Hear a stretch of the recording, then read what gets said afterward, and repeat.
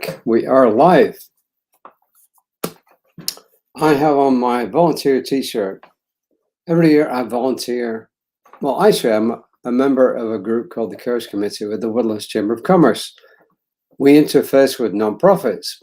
Every year we put on a volunteer luncheon for the nonprofits in Montgomery County and North Harris County.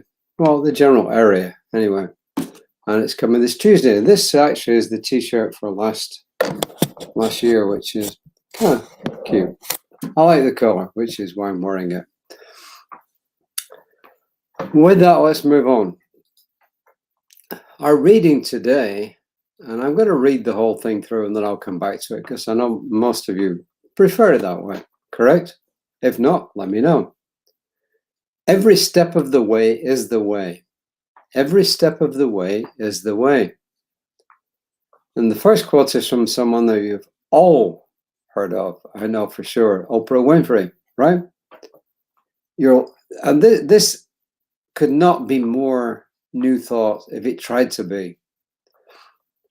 Your life's work is to find your life's work and then to exercise the discipline, tenacity, and hard work it takes to pursue it. So when we say that God has a plan for you, that is your plan. It's to find your life's work and then to do it. Every step of the way, Spirit goes with us. Every step of the way, Spirit goes with us. So in other words, you're not on your own when you're finding your life's work or when you're pursuing your life's work. You cannot be alone because you're an expression of one source. And that was from the Science of Mind textbook on page 247. And now I really will read the whole thing before I make any more comments. Well, I'll do my best anyway. In the business world, keeping the faith longer than most is called tenacity. Before someone becomes successful, they may appear to others as crazy, impractical, or irrational. To succeed, you must hold your vision, even while others can't see what you can see, even if they call you names. Amelia Earhart offers her perspective on tenacity, saying, quote, "The most difficult thing is the decision to act. The rest is merely tenacity. The fears are paper tigers. You can do anything you decide to do. You can act to change and control your life, and the process is its own reward," unquote. And continuing on from Reverend Christian Sorensen, when you align your energies and your actions with the Spirit that gave you the vision, all you needed to make your vision a reality is already known within that divine mind. You are its outlet. Keep the vision before you more real than all the signs that say it's over.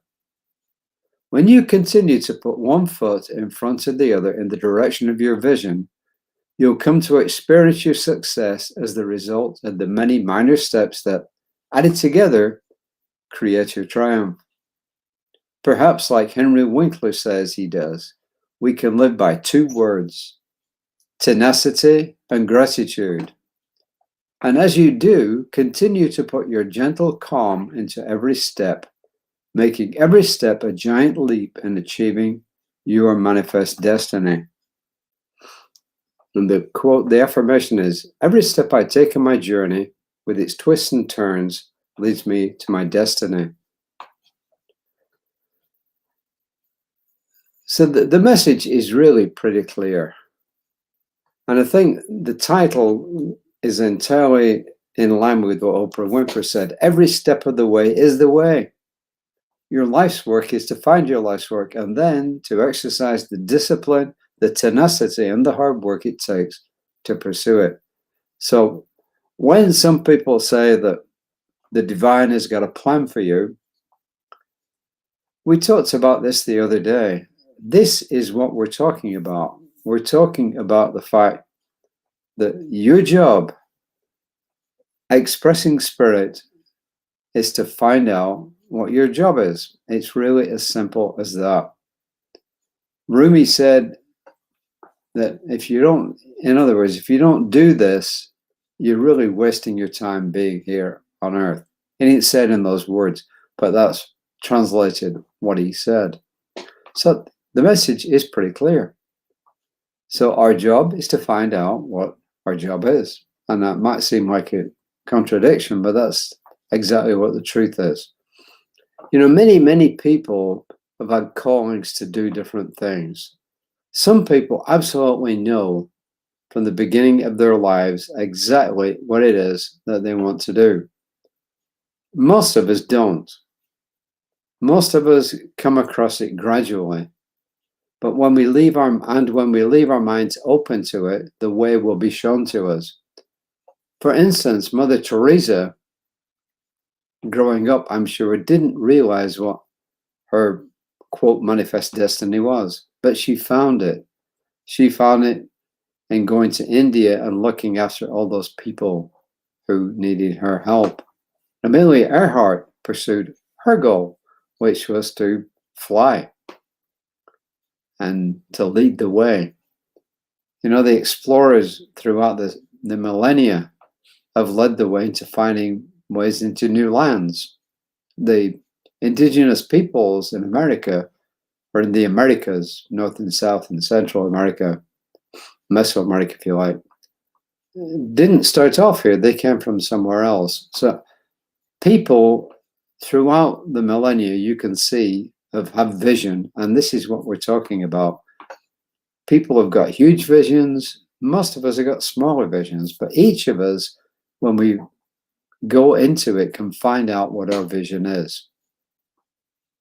I've always liked talking in front of groups of people, and I've found my vision. I've found my way, and my way has been, it's multiple. It isn't just one thing. Yes, I'm a minister, and I love doing that because I get to help people. But I also do lots of other things that help people and help me fulfill my purpose in life. And one of them is to be a mediator. I do mediations. I mediate for all sorts of things. Sometimes it can be a dispute with somebody in a credit card company, but mostly it's family disputes.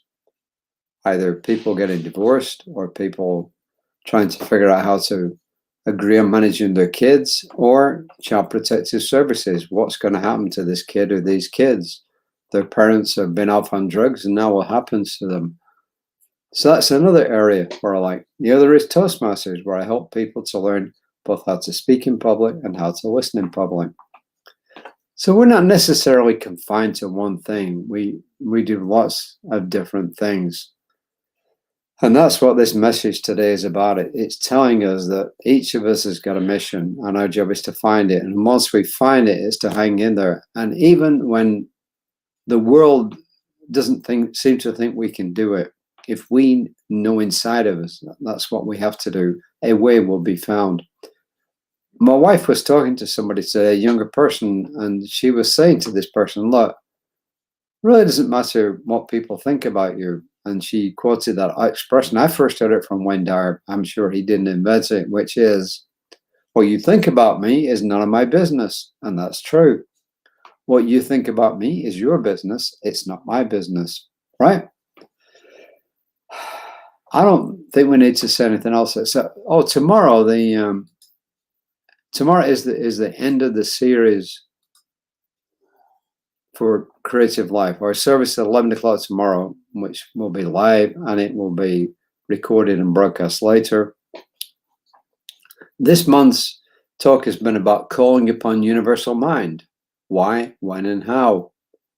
And tomorrow, it's the final one in the series, and it's called, funnily enough, once started, keep going. Or you can say, once started with your vision, keep going with it, which is kind of cool. There'll be a new series starting in May, which I don't know what it is yet, actually. I haven't seen it, but there it is. And Reverend Lisa will be on tomorrow morning at 9 o'clock. And she's a lot more prompt than I am. Maybe it's because it's that time in the morning. But even at 9 o'clock in the morning, I can't always guarantee to be available. Just like 5 o'clock, I can't always guarantee to be available. But the bottom line is this, that whether it's Reverend Jesse, it's Reverend Katie Roxbury-Gatti in California, it's Reverend Lisa, here it's me, it's one of our practitioners, it's Creative Life Spiritual Center is here to serve you. And we don't care what your religion is, really. We really don't care what your religion is. We have lots of people who go to different services and come to ours as well, because why? It helps them be a better whatever they are. We got one lady who regularly attends Catholic Mass, and she's an active participant in our center. She isn't just somebody who comes to the service. No, she's a real active participant.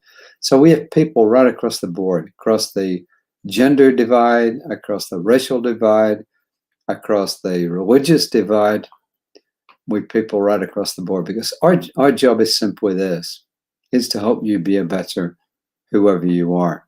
And as we said before, we don't teach you what to believe. We teach you how to believe. And trust me, there's a big difference. So until next time, take care of yourselves, and just remember that you are never, ever alone. You can always reach out for help, and then you can never be alone in the true sense of the word, because you're an expression of the divine. And because you're an expression of the divine, you cannot not be connected. Ernest Thomas said the only separation from the divine is the sense of separation, because you cannot be separate from something of which you're an expression. Just like the wave can never be separate from the ocean. It's impossible. So you are never, ever alone. So with that, I'm going to say adieu, au revoir, tot ziens, that's Dutch, auf Wiedersehen, and namaste.